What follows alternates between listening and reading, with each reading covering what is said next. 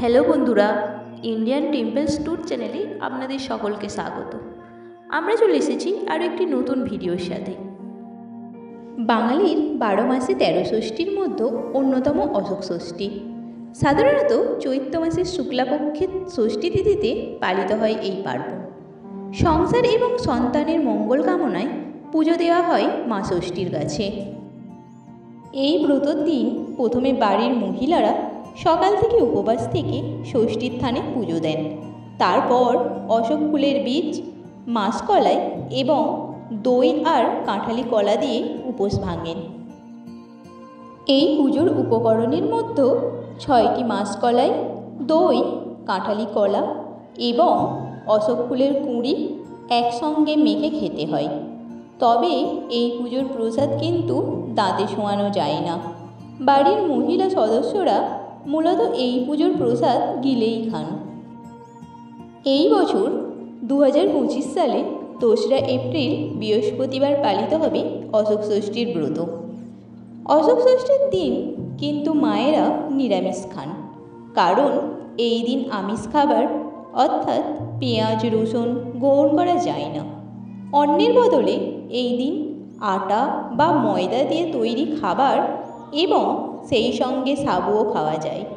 পোড়া খাবারও অশোক ষষ্ঠীর দিন খাওয়া যায় না। অশোক ষষ্ঠীকে অনেকে অরণ্য ষষ্ঠীও বলে থাকেন।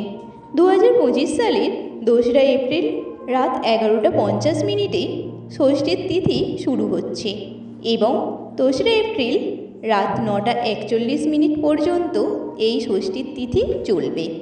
তাই এই বছর উদয় তিথি অনুসারে 2রা এপ্রিল বৃহস্পতিবারই অশোক ষষ্ঠীর ব্রত পালিত হবে।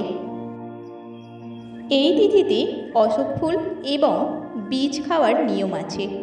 আয়ুর্বেদে অশোক গাছের ভেষজ গুরুত্ব প্রচুর। মরশুমি অসুখ, স্ত্রীরোগ থেকে প্রতিষেধক তৈরি করে অশোক ফুলের বীজ এবং গাছের ছাল। সেই গুণকেই সমাদর করা হয় ব্রত পালনের মাধ্যমে। বাড়িতেও অশোক গাছ থাকা অত্যন্ত শুভ বলে মনে করা হয়। এতে বাস্তুদোষ কেটে যায় বলে বিশ্বাস করা হয়। অশোক ষষ্ঠীর প্রচলিত ব্রত কথা। প্রাচীনকালে অশোক বনে বাস করতেন এক মুনি। তিনি একদিন এক অশোক গাছের তলায় একটি শিশুকন্যাকে হাত পা ছুঁড়ে কাঁদতে দেখলেন। আশেপাশে কেউ না থাকায় তিনি কন্যা শিশুটিকে তার আপন কুটিরে নিয়ে আসেন এবং পরে ধ্যান যোগে জানতে পারেন শিশুটিকে একটি হরিণী প্রসব করেছে। যথারীতি তার কুটিরের শিশুটি বড় হতে থাকল। অশোক গাছের নিচে থেকে তাকে পাওয়া গিয়েছিল বলে মুনি তার নাম দেন অশোকা। মেয়েটি ছিল অপূর্ব সুন্দরী। মুনি মনে মনে চিন্তা করলেন, এই কন্যাকে আর বেশি দিন তার কুটিরে রাখা ঠিক হবে না। ভালো পাত্র দেখে বিয়ে দিতে হবে। কিন্তু বেশ কিছুদিন চেষ্টা করার পরেও উপযুক্ত পাত্র না পেলে মুনি মনে মনে বড়ই বিরক্ত প্রকাশ করেন এবং নিজেই স্থির করেন পরের দিন ঘুম থেকে উঠেই যার মুখ আগে দেখবেন তার সাথেই তিনি ওই কন্যার বিবাহ দেবেন। পরের দিন সকালে ঘুম ভেঙেই তিনি দেখেন তার কুটিরের সন্নিকটে একজন সুদর্শন যুবক দাঁড়িয়ে আছেন। মুনি তার পরিচয় জানতে চাইলে তিনি বলেন তিনি একজন রাজপুত্র। মৃগয়া শিকারে বনে এসেছিলেন, কিন্তু আগের দিন রাত্রে জল ঝড় হওয়ায় পথ ভুলে এখানেই এসেছেন। মুনি তাকে দেখে খুবই পছন্দ হয় এবং সঙ্গে সঙ্গে অশোকার সাথে বিবাহের প্রস্তাব দেন। রাজপুত্র অশোকার রূপে মুগ্ধ হয়ে তাকে বিবাহ করতে সম্মত হন এবং তাকে বিবাহ করেন। 4 হাত এক করে মুনিও চিন্তামুক্ত হন।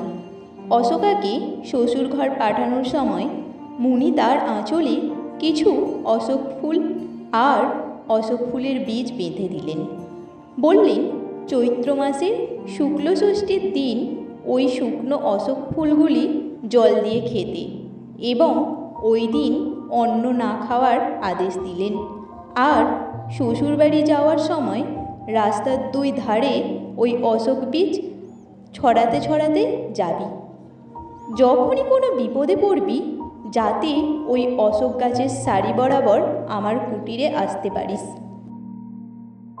অশোকা মুনির কথা মতো সেই বীজ মুনির কুটির হইতে রাজবাড়ি অবধি রাস্তার দুই ধারে ছড়াতে ছড়াতে শ্বশুরবাড়ি পৌঁছালেন।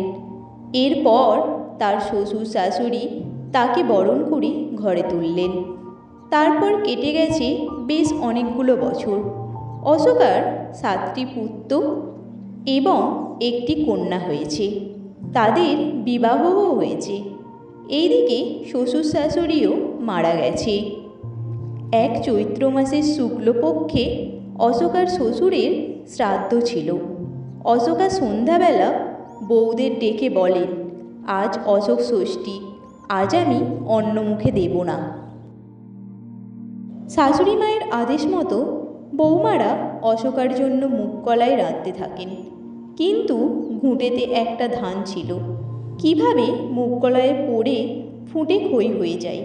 নিজের অজান্তেই সেই খাবার খেতেই অশোকার জীবনে নেমে আসে ঘোর সর্বনাশ।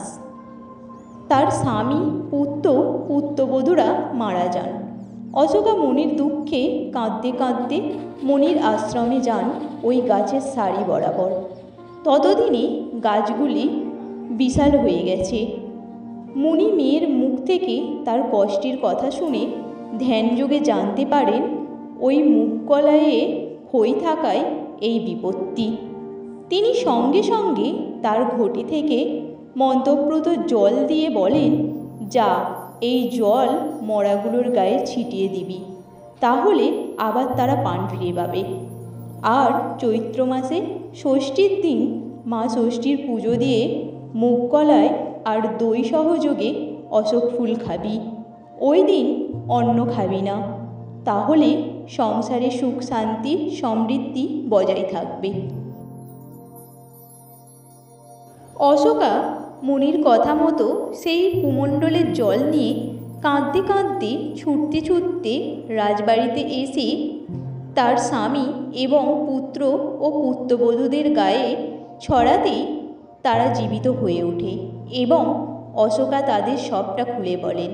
তারা অবাক হয়ে যান এবং এইভাবেই রাজবাড়ি থেকে বাইরেও এই অশোক ষষ্ঠীর মাহাত্ম্য ছড়িয়ে পড়ে চারিদিকে এবং এই ব্রত সকলে ভক্তিভরে পালন করেন। ভিডিওটি ভালো লাগলে একটা লাইক দেবেন, আর আপনি যদি আমাদের চ্যানেলে নতুন হয়ে থাকেন তাহলে চ্যানেলটি সাবস্ক্রাইব করে দেবেন আরও ভালো ভালো ভিডিও পাওয়ার জন্য।